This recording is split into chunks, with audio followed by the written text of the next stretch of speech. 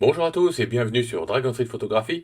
Je suis David, photographe de nature et voyage, et aujourd'hui je vous propose de voir 3 techniques pour texturer vos photos dans On-One Photoro.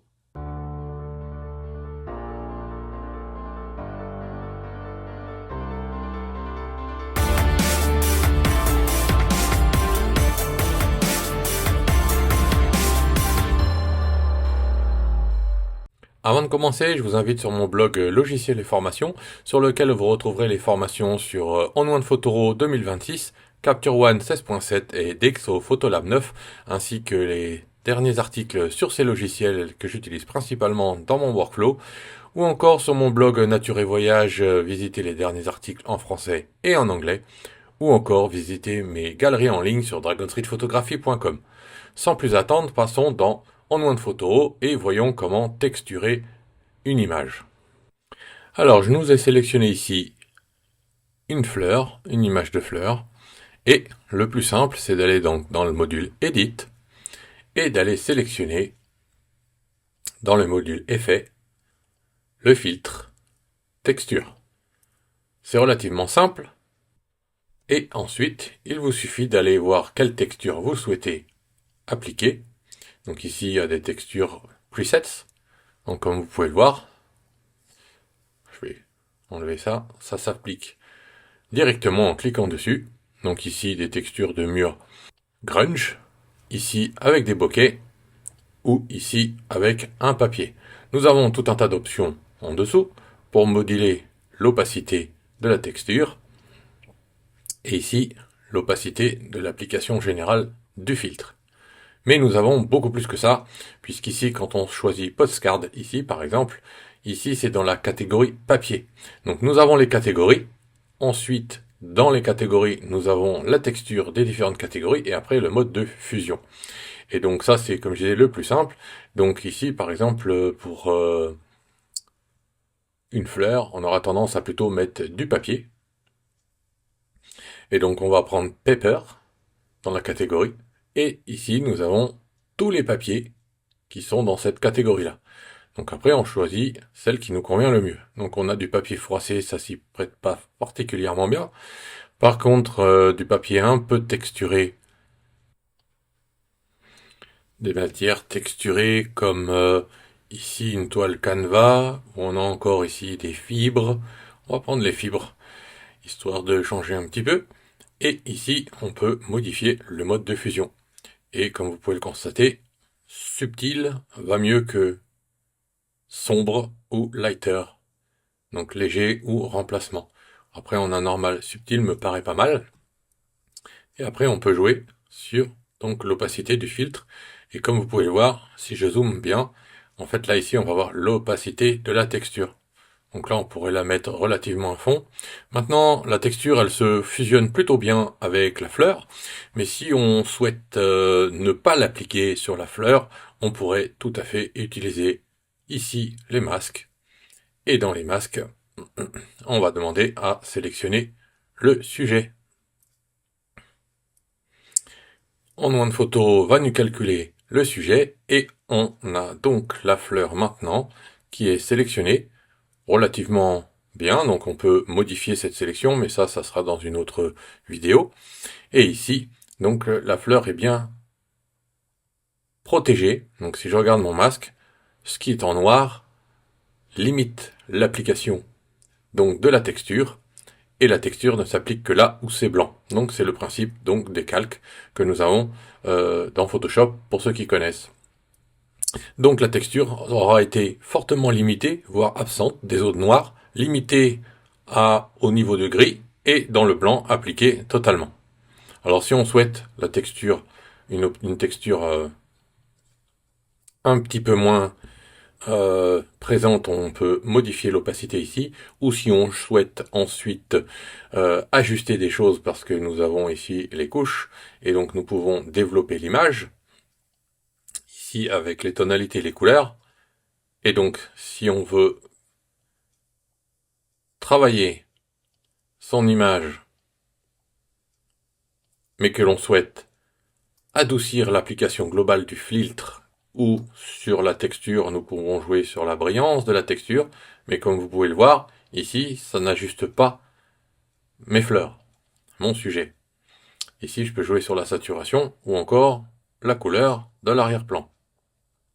Ou carrément coloriser. Donc on a plein d'options. Voilà, je peux ramener la couleur. Et si je trouve que c'est un tout petit peu fort dans l'ensemble de mes réglages, c'est là où l'opacité générale du filtre texture va pouvoir être utile. Donc là, je retrouve mon image complètement sans l'application de la texture, puisque j'ai une opacité de 0. Et si je mets à 50%, j'ai 50% d'application de texture et de tous les réglages. Puisqu'ici, c'est bien l'opacité de la texture, et là, c'est l'opacité de l'ensemble du filtre. Donc l'opacité de la texture n'est pas appliquée, ton et couleur, etc. dessus. Et ici, on a bien sûr la transformation. Donc là, c'est plutôt l'échelle, le réglage de l'échelle ou les inversions de la texture sur l'image. Donc ici, elle est automatiquement sélectionnée en correspondre au canevas. Donc la texture s'adapte directement. Donc ici, on peut continuer ensuite en mettant un petit peu de vignettage, etc., etc. Et on peut régler peut-être les blancs qui sont un tout petit peu violents, voilà. Et si on veut rajouter un petit vignettage, comme ceci, souvent le Pixofty rend très bien. Voilà. Et on a avant, après. Donc ça peut être un petit plus, une texture toute fine. Ça c'était le plus simple avec le filtre texture.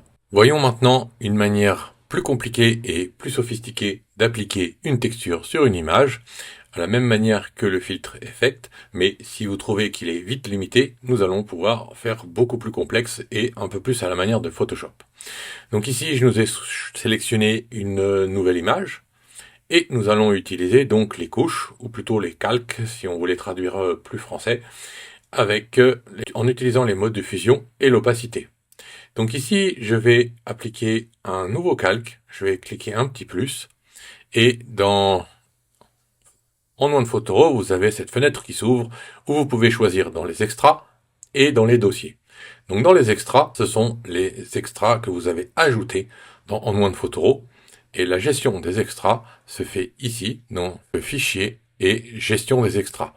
La gestion des extras vous permet d'importer ici, en ajoutant par importation ou suppression bien sûr, si vous voulez, des presets, des arrière-plans, des bordures, des textures, donc pour le coup ce sera ici, et des luttes, des pinceaux, des formes de pinceaux, des reflets de lumière, des logos, etc., etc., des ciels et autres. Donc, quand vous êtes ici dans les calques, vous pouvez ajouter et sélectionner dans vos extras directement. Et ici, je vais sélectionner dans One Extra, par exemple. On va aller toujours dans Texture.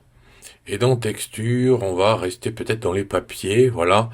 On a les papiers et ici, tous les papiers qui sont fournis dans One Photoro. Alors, si vous observez bien, si je reviens en arrière, ici il y a My Extra. Donc ça, c'est les extras que moi j'ai ajoutés moi-même dans la gestion des extras.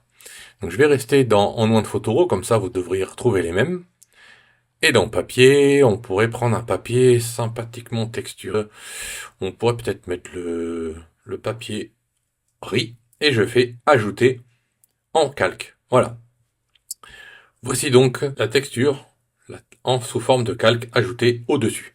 Donc nous avons maintenant deux calques superposés, et donc si je masque le premier, eh bien on voit ce qu'il y a en dessous. Donc c'est vraiment comme en dessin, on a la texture qui est bien dessus. Ici je vais prendre l'outil avec les 4 flèches, et je vais appuyer sur ce petit bouton pour le mettre à la taille du canevas. Et maintenant, je ne vois strictement plus rien de ce qu'il y a derrière, donc je ne vois plus ma fleur, sauf si je masque ce calque, si je le désactive. Alors c'est là que ça va devenir intéressant d'utiliser les modes de fusion en tant qu'outil artistique.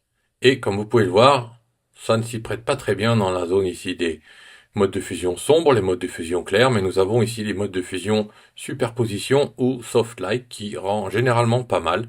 Ici hard light est un petit peu plus violent, donc soft light ça sera très bien. Et donc là on a déjà quelque chose qui est plutôt pas mal, et nous avons la texture donc appliquée dessus.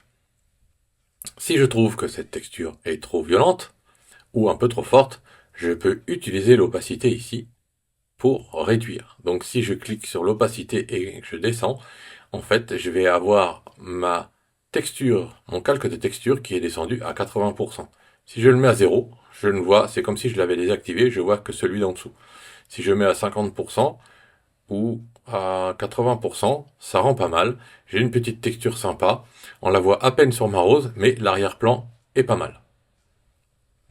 Voilà, donc ça c'est une façon de faire un petit peu plus technique, mais la différence et l'intérêt d'utiliser cette méthode, c'est que je peux tout à fait aller sur le calque de ma fleur avec la végétation, donc ce calque-là, et quand je vais aller dans Tone and Color, donc les tonalités et les couleurs, je vais pouvoir ajuster ce calque indépendamment de la texture. Et inversement, je vais pouvoir sélectionner la texture indépendamment de ma photo en dessous. Donc ce qui veut dire que ici, je vais jouer sur la texture de ma fleur et de ma végétation. Voilà. Comme ceci. On peut traiter les ombres, voilà. Traiter les noirs. Parfait. Maintenant, je trouve que c'est pas mal. Je peux rajouter un petit peu de douceur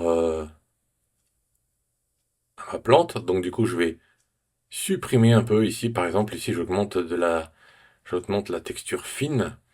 Et ici, je peux donner un tout petit peu d'effet brume. Voilà. Et si je souhaite, par exemple, jouer sur la teinte ou la couleur de ma texture, je vais sélectionner le calque du dessus, donc le calque de ma texture, et quand je vais aller dans Tone and Color, ici, je vais jouer sur l'exposition de ma texture. Le contraste de ma texture, et en fait, ce qui va être le plus intéressant à travailler ici, c'est que si je veux donner plus de micro-contraste à ma texture ou plus de flou. Donc ici, par exemple, si je donne plus de micro-contraste, je l'ai poussé la structure à fond, je peux m'amuser à pousser un petit peu ici l'effet anti-brume si je souhaite, et j'ai pas tout à fait la même texture que si j'avais posé, si je le réinitialise ici, je n'ai pas tout à fait la même texture que si j'avais poussé ici à 100%. Voilà, ici à 100%, j'assombris un peu plus, alors que là, si je mets vers 75 par exemple, et que j'augmente la texture, donc je crée plus de fibres, et à la fois des fibres douces, tout en ayant baissé l'opacité. Donc du coup, ça vous permet d'avoir un contrôle bien séparé entre les deux, et encore plus loin, c'est-à-dire que je peux sélectionner ce calque-là, aller mettre des effets sur ce calque-là. Donc par exemple, si je veux mettre une vignette, il va s'appliquer sur ce calque-là, comme ceci. Et si je veux créer encore plus travailler encore plus ma texture ici, je vais cliquer mon masque, mon calque de texture, mais je vais pouvoir en appliquer un en ajoutant un dynamic contrast par exemple, et je vais pouvoir sélectionner si je veux des grandes fibres ou des petites fibres. Et donc là, je peux manipuler ma texture. Comme ceci. Et je peux donc aller beaucoup plus loin que ce que j'ai fait tout à l'heure avec ma première image et mon filtre texture. Donc ça, c'était la deuxième façon de faire. Voilà, et on a à peine utilisé de masquage, on n'a même pas besoin d'utiliser les masquages, à moins qu'on veuille supprimer ou nettoyer un petit peu la fleur.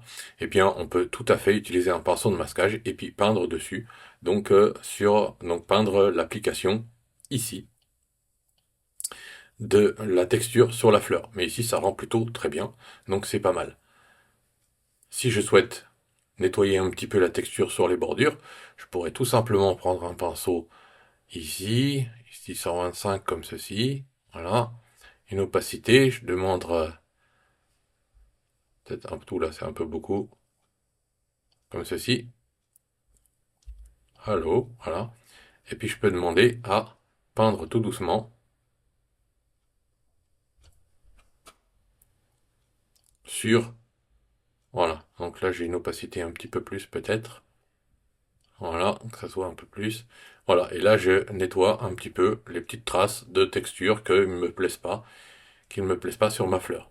Et si je regarde mon masque, voilà, j'ai donc bien peint en noir, le noir va masquer l'application de la texture en dessous, donc le noir empêche que ça se révèle sur la fleur en dessous. Voilà, donc ça c'était la deuxième manière. Voyons maintenant la troisième manière, en important vos propres textures sur votre ordinateur. Alors pour la troisième manière de faire, c'est assez proche de celle-ci, je vais faire un petit peu de nettoyage, on va supprimer ce calque. Voilà, on va à peu près tout réinitialiser. Et maintenant, quand je vais ajouter un calque, je vais aller dans mes fichiers. Et dans mes fichiers, je vais aller naviguer sur mon ordinateur. Et je vais aller sur mon disque dur. Ici, et je vais prendre banque d'images. Et dans banque d'images, ici, j'ai tout un tas de choses, et notamment des papiers ou des superpositions, des effets métalliques, etc., des bordures. Donc ça, c'est mes extras. Et ici, dans les papiers, je pourrais sélectionner toujours un papier un peu, peut-être un petit peu, on va dire, je sais pas si ça va bien passer, mais on va prendre un papier de texture ici, de fibre sale. Donc pareil, il n'est pas au format, donc nous allons agrandir ici, donc avec l'outil de déplacement, nous allons l'adapter au canevas. Je reprends ma main et on va repasser par les modes de fusion. Et si les modes de fusion ne sont pas terribles, moi c'est souvent le Fast Light, on se retrouve toujours, très souvent avec Overlay, Soft Light, Vivid, ou des choses comme ça. Et donc maintenant, rien ne m'empêche aussi de faire l'inverse. C'est-à-dire qu'ici, j'ai importé donc quelque chose qui n'était pas dans mes extras. Alors j'aurais très bien pu importer toutes ces textures dans les extras, mais après ça prend beaucoup de place sur l'ordinateur aussi. Donc là, j'ai un disque dur dédié pour ça. Mais je pourrais tout à fait repasser dans normal et faire l'inverse. Passer mon calque en dessous et prendre le calque de ma fleur et de l'appliquer comme ceci, en soft light. Et si je trouve que c'est beaucoup trop violent, eh bien je vais faire pareil, je vais cliquer sur ma texture et réduire l'opacité de mon calque sous-jacent, comme ceci. Voilà. Et c'est ensuite que je peux encore, en ayant sélectionné ça, retravailler la texture. Et ici j'ai une texture qui est pas du tout dans la même mode de fusion que c'était précédemment. Et ici j'ai beaucoup plus une toile un peu plus canevas, donc c'est moins de fibres. Et je peux, pareil, de la même manière, travailler les ombres, la couleur, indépendamment. Et pour le coup, cette fois, la texture est un petit peu trop violente, je trouve, sur la fleur, par exemple. Donc là, on voit vraiment que c'est sur la fleur, et si on souhaite l'adoucir sur la fleur, eh bien, on va pouvoir utiliser le masque. Et là, plutôt que de vouloir masquer la fleur et autres, comme la texture est en dessous, on va vouloir masquer la texture qui est en dessous. Donc par exemple, ici, si je masque le calque, on voit plus ma texture, parce que j'ai fusionné celle du dessus sur en bas. Donc j'ai inversé par rapport à tout à l'heure. Donc ici, si je veux donc masquer un peu cette texture, je vais aller sur le calque de masque qui va être sélectionné et je vais prendre le pinceau normal ici. Et puis je vais prendre une opacité 50%, 40%, c'est bien, 500, une taille de 400, c'est pas mal. Et après un pinceau à peu près rond. Et je vais demander d'effacer, donc de masquer ce masque. Et si je passe doucement, c'est peut-être encore un petit peu violent. Je vais redescendre à 33, voilà. Et puis je vais laisser de la texture, mais une texture moins agressive. Voilà. Et puis je passe sur ma fleur comme ça, tranquillement. Et si je veux voir mon masque, voilà. Donc on n'a pas besoin d'être extrêmement précis, puisque on veut garder un petit peu de texture quand même. Voilà. Et ici, on peut voir ce que j'ai peint. Et donc j'ai enlevé la texture qui était un petit peu trop violente à certains endroits, tout en laissant de la texture dans ma fleur, comme vous pouvez le voir. Donc ça fait un effet beaucoup plus naturel et beaucoup plus en relief. Alors toujours pareil, ici, je peux toujours masquer et aller sélectionner le calque et travailler les effets, travailler la température, la couleur. Là, un petit peu plus jaune par exemple, un tout petit peu plus de vibrance par exemple pour la fleur, sans trop cramer. Et puis toujours rajouter, alors on peut choisir si on souhaite mettre sur la texture, donc ici par exemple la vignette, une vignette assez forte ou Big Softy comme ceci. Voilà, donc comme ma texture est à 30%, je ne vois que la vignette à 30%. Donc par exemple, ce serait peut-être pas malin. On va peut-être par contre l'appliquer au-dessus Et si, donc au final, ça fera pas trop grand chose. Et là, j'aurai un peu plus d'impact sur ma vignette parce que ma fleur est à 100%, mais ma texture est à 30%. Donc si je supprime la vignette d'en haut et que je la rajoute en bas, elle ne peut pas aller plus loin que 30% au maximum. Et donc ici, je la vois à peine, un tout petit peu. Si j'augmente ici l'opacité, eh bien ma vignette réapparaît. Mais après, je récupère beaucoup de texture. Donc là, après, ça devient un petit peu trop moche, donc il faut que je remasque ma fleur si besoin. Voilà. Et donc là, on a encore une autre manière de texturer, une autre méthode qui peut être très intéressante selon ce que vous souhaitez faire et selon le contrôle surtout que vous voulez avoir dessus. Voilà, c'était donc les 3 manières de texturer une image que je souhaitais partager avec vous. Je vous dis à très bientôt sur Dragon Street Photographie pour plus de vidéos en mode Photoro, Capture One ou DxO Photolab. À très bientôt, bye bye YouTube.